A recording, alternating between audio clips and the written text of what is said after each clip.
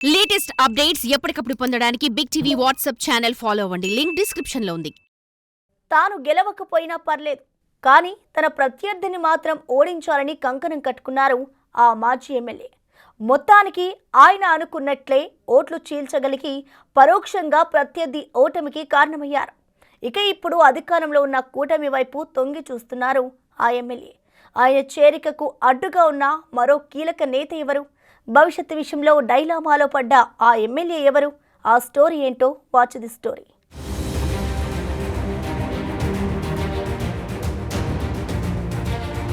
చీరాల మాజీ ఎమ్మెల్యే ఆమంచి కృష్ణమోహన్ ఉమ్మడి ప్రకాశం జిల్లాలో ఒకానొక టైంలో జిల్లా రాజకీయాలను ఏలిన నేత.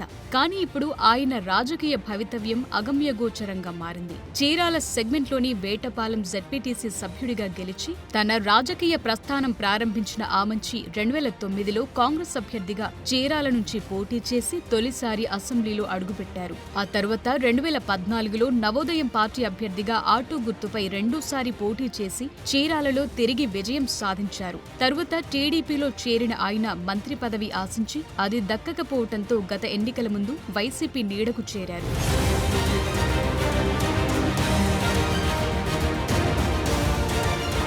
2019 ఎన్నికల్లో చీరాల నుంచి పోటీ చేసిన ఆయన టీడీపీ అభ్యర్థి కరణం బలరామకృష్ణమూర్తి చేతిలో పరాజయం పాలయ్యారు. అయితే ఆ తరువాత జరిగిన పరిణామాలతో కరణం బలరాం వైసీపీలో చేరటంతో చీరాలలో కరణం ఆమంచిల మధ్య ఆధిపత్య పోరు తీవ్ర స్థాయికి చేరింది. వారి విభేదాలకు చెక్పెట్టడానికి వైసీపీ అధ్యక్షుడు ఆమంచిని పర్చూరు వైసీపీ ఇన్ఛార్జిగా పంపారు. అక్కడ గెలవటం కష్టమన్న భావనతో ఆమంచి తిరిగి చీరాలకు వచ్చి అక్కడి నుంచి పోటీ చేయడానికి గ్రౌండ్ వర్క్ కూడా చేశారు. అయితే చీరాల వైసీపీ టికెట్ తనకే దక్కుతుందని ధీమాతో కనిపించిన ఆమంచికి జగన్ షాక్ ఇచ్చారు. చీరాల వైసీపీ టికెట్ ఎమ్మెల్యే బలరాం కుమారుడు కరణం వెంకటేష్ కు కేటాయించి ఆమంచికి పర్చూరు టికెట్ ఆఫర్ చేశారు. అందుకు ఆమంచి తిరస్కరించి తనకు రాజకీయ జీవితమిచ్చిన చీరాలకే ఫిక్స్ అవుతానని వైసీపీకి గుడ్ బై చెప్పేశారు.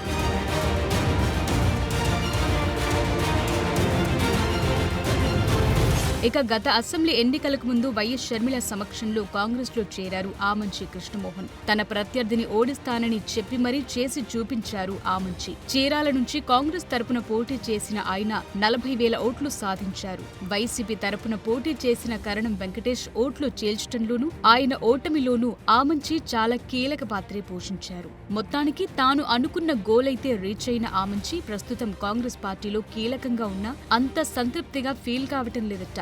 ఈ వ్యవహారమే ఇప్పుడు పొలిటికల్ గా హాట్ టాపిక్ గా మారింది.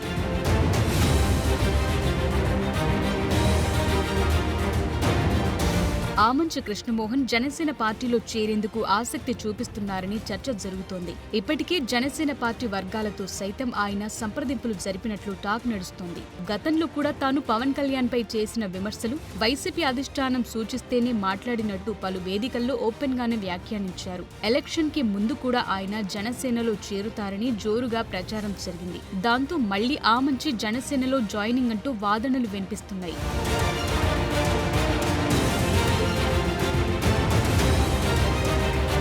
మరోవైపు ఆమంచి కృష్ణమోహన్ సోదరుడు ఆమంచి స్వాములు ఇప్పటికే జనసేన పార్టీలో యాక్టివ్ గా ఉన్నారు. గత ఎన్నికల్లో గిద్దలూరు, చీరాల నుంచి టికెట్ ఆశించి కూటమి సమీకరణాల్లో పోటీ చేయకుండా ఉన్నారు స్వాములు. అయితే గత కొన్నేళ్లుగా అన్నతమ్ముళ్ల మధ్య వైరం ఏర్పడింది. వారిద్దరి మధ్య మాటలు కట్టయ్యాయని కూడా అంటున్నారు. ప్రస్తుత పరిస్థితుల్లో ఇద్దరి రాజకీయ భవిష్యత్ ప్రశ్నార్థకంగా మారటంతో ఇద్దరూ రాజీకి వచ్చి ఒకే పార్టీలో కొనసాగుతారా అని చర్చ జరుగుతోంది. ఒకవేళ ఇద్దరు ఒకే పార్టీలో ఉంటే జనసేనకు డబుల్ బొనాన్సాగా మారుతారని అనుకుంటున్నారు. అలాగే ఆమంచి బ్రదర్స్ మళ్లీ ఉమ్మడి ప్రకాశం జిల్లాలో చక్రం తిప్పే ఛాన్స్ కూడా ఉందని డిస్కస్ చేసుకుంటున్నారు.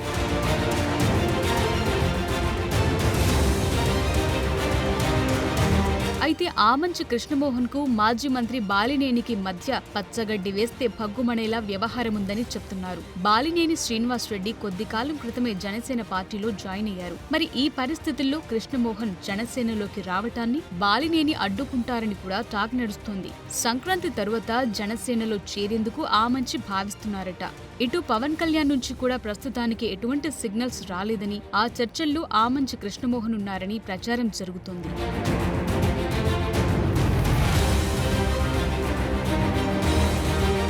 రాజకీయ భవిష్యత్ కోసం ఆమంచి కృష్ణమోహన్ ఏ నిర్ణయం తీసుకోబోతున్నారు? జనసేనాని ఆయన రాకకు గ్రీన్ సిగ్నల్ ఇస్తారా? ఆమంచి చేరికకు బాలినేని అడ్డుపడతారా? చేరిన తరువాత ఆమంచి సోదరులు మళ్లీ కలిసిపోయి ఉమ్మడి జిల్లాలో మళ్లీ చక్రం తిప్పగలరా అని చర్చించుకుంటున్నారు.